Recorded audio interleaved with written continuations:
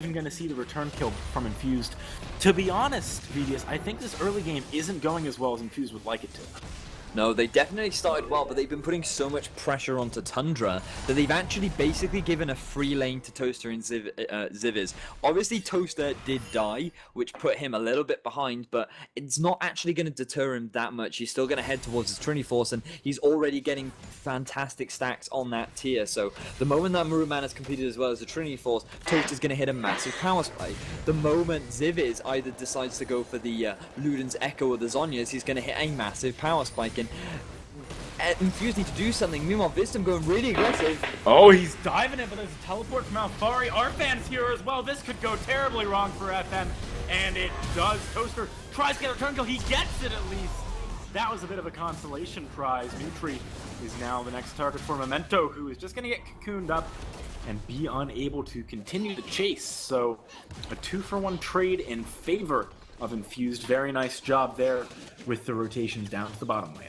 Yeah, but not only that, they're now going to be able to pick themselves up the top tower, which will give them a nice 2-0 tower advantage. And remember that this game is a game of objectives rather than kills, so even though they lose 2 members in the bot lane, they do trade 1 back, and they're going to get the gold from the top lane tower. So the trade will be fairly even in terms of gold, and it won't hurt them that badly, but obviously they will lose that first Drake. But FM don't even want to fight for these first Drakes anyway. We've already discussed very heavily how they have a late game comp. Their comp scales very well, and they don't need to throw away that composition. They don't need to put themselves in a massive deficit by trying to contest for these early Drakes. So taking away a tower at this point in the game for those Drakes is absolutely fine for FM, and if anything, that's exactly what they want. I'd argue it's actually better too, because when you're playing a team comp that does better in the late game, trading can pretty much only be good for you.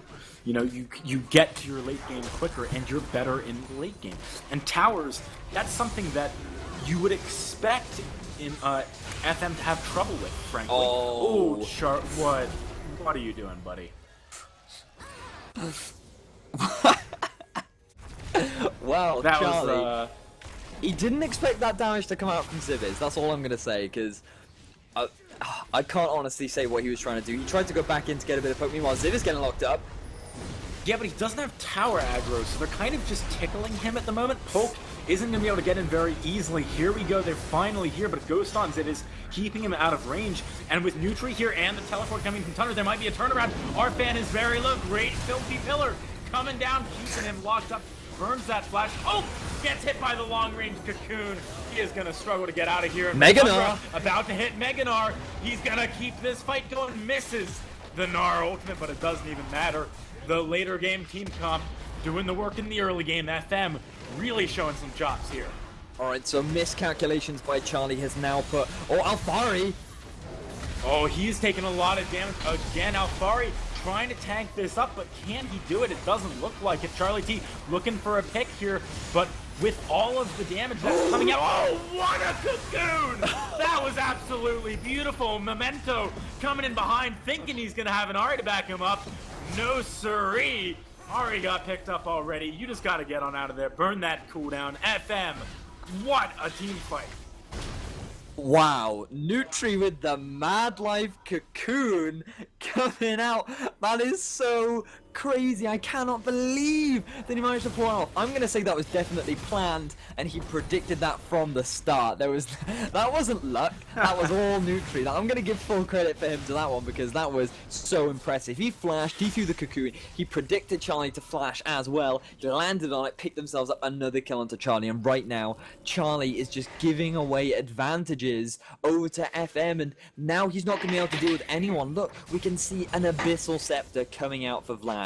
Who is going to be able to 1v1 him? If Charlie had stayed even with him, if Charlie had done well in his laning phase and tried to use that early game dominance, maybe got a bit of assistance from his jungler, they really could have shut Ziviz down, which is what I feel they should have done, but instead they put so much pressure onto Tundra, and Tundra, you can see, yeah, he's a little bit behind. He has died twice, but has that really affected him? No, it hasn't. He's not their major damage source. He's just a massive frontline beast that's going to throw as much utility down as he can. And as long as his team is throwing out the damage from Ziviz, from Toaster, that's all they need. And you can see that that is exactly what is happening. So really unfortunate. I feel that Infused just haven't played to their team comp properly and haven't realized, oh, very close deal, but they haven't realized what FM need to do to win and what they need to do to win. Meanwhile, Nutri, yeah, they're trying to realize it now, but look at the damage turnaround from Nutri. What a pillar, too, keeping him in here for the chase. Wisdom coming down. There's a teleport from Alfari. They want to fight this. Arfan has to pop that ultimate. Nutri very low, going down, not quite. Repel keeping him alive for now, but not long. Tundra is not gonna, oh, he gets Meganar. There's the ultimate. Gets Arfan down, and a flash over the wall gets him the damage on the poke to keep the fight going. FM, they are winning this by a hairline. That was amazing mechanics from several of their players. just like in game 1, it is the Ziviz show. He flanked around from behind. His ultimate only actually landed on one person, but that didn't matter because he was throwing out so much damage that the skills from his Tides of Blood and his Q were just destroying the team of Infused. They have barely any magic resist, and considering how strong Ziviz is this early on into the game, there's absolutely no way that they could deal with him, and the team from FM tanked long enough to allow him to come in, get the damage down that he needed to do, and he picks himself up a triple kill off the back of that fight. Ziviz is massive at this point, and look at Toaster as well. He's nearly completed his Trinity Force.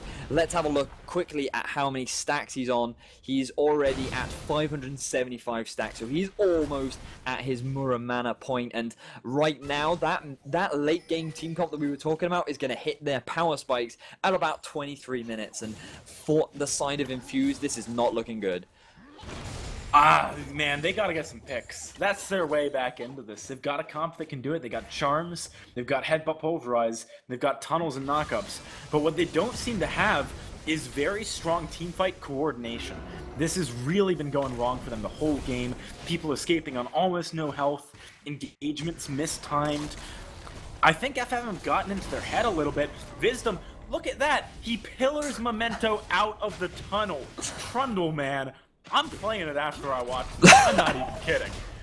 This guy is a Trundle god. I mean, we talked about how it's definitely a bit of a trade in the top lane, but we talked about how he generally picks this into Alistair, and like I need to have a chat with him and try to understand why, because personally I don't fully understand how it counters the Alistair. Like I guess the ultimate works really well against when Alistair gets super tanky, and so you can get super tanky as well.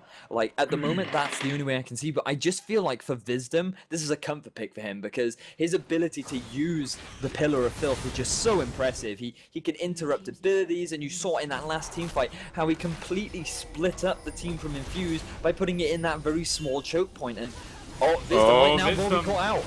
Yeah, this time he's getting caught out. The ultimate's keeping him alive for now, but how long can it? Flash over the wall. He gets on out of there. Well played by him. Tundra in the meanwhile, top lane, just chugging through Alfari's health, but he gets locked up. Does he have what it takes? He doesn't.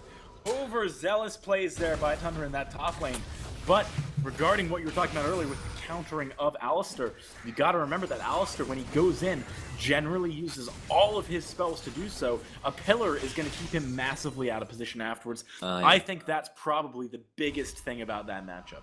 Yeah, definitely, and not only that, it also prevents follow-up, if you think about it. I mean, if Arfan decides to engage, he can just put that Pillar of Filth right behind him, and that's going to prevent a very solid follow-up engage, because it's a very strong slow coming out from the Pillar of Filth from Wisdom, so I can a little bit understand it a little bit more, and it's very impressive. And while we do see a bit of an outplay from Alfari, I guess Tundra thinking he can dive a turret, but you have to respect Alfari. He's not weak. He's 4-0-3, and that he's not somebody that we talked about very much, but he's definitely a tanky threat. He's got 2 items complete. He does have the Righteous Glory and the Frozen Heart, and with the ultimate on top of that, he's definitely something to be scared of if he can get onto the backline.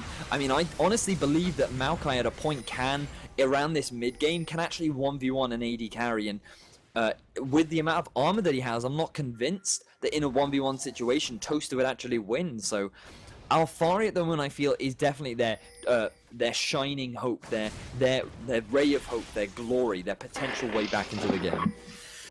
Well, I think if that's going to be the case, he's got to roam down a little bit more, and with the pressure that Tundra is applying to the top lane by pushing out the wave so much, there hasn't been much of an opportunity for that. Memento might be able to go